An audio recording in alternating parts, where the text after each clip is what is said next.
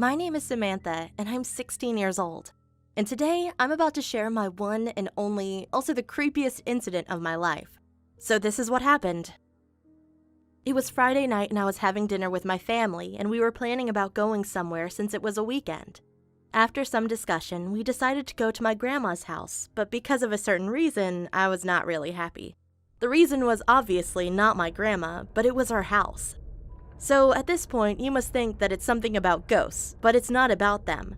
It was just that my grandma was letting someone rent at the top floor of our house. And why? I have no idea.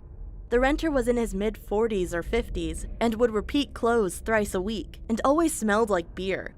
You see, my grandma is like a really kind person who thinks good for everyone, but however, the renter was not really nice. He would always complain to my grandma about how much me and my brother make noise, and that it's not letting them sleep. Like literally he would complain that even when it was daytime, and was no sign of sleeping. I told my grandma about how annoying he was, but she would say it would be rude. I wonder, why did she let him in at the first place?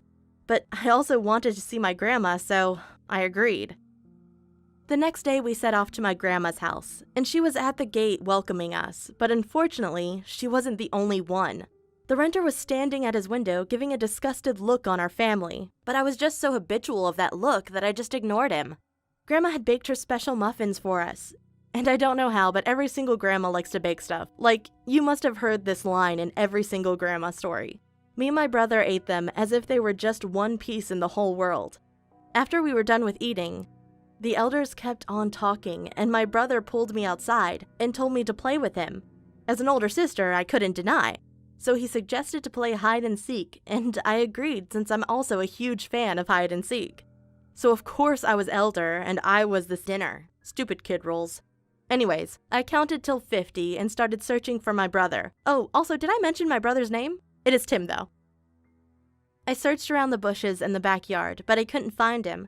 Then I searched the entire house, but he wasn't there either. Now I was starting to get worried. And then suddenly a thought popped in my mind. What if he is in the renter's house?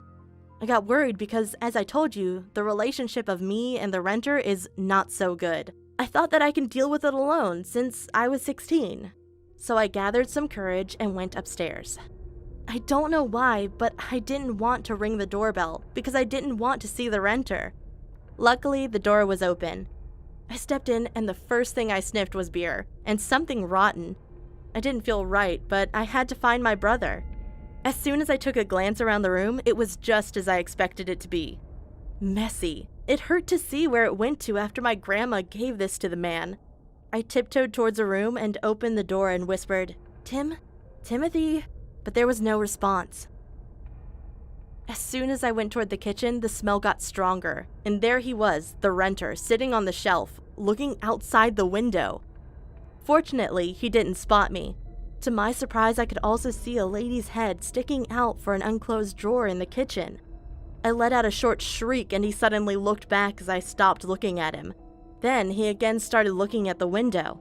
Then I heard my brother screaming my name downstairs. The man suddenly stood up, opened the window and shouted, "Shut up, you little toddler! Can't you just look for your goddamn sister yourself?"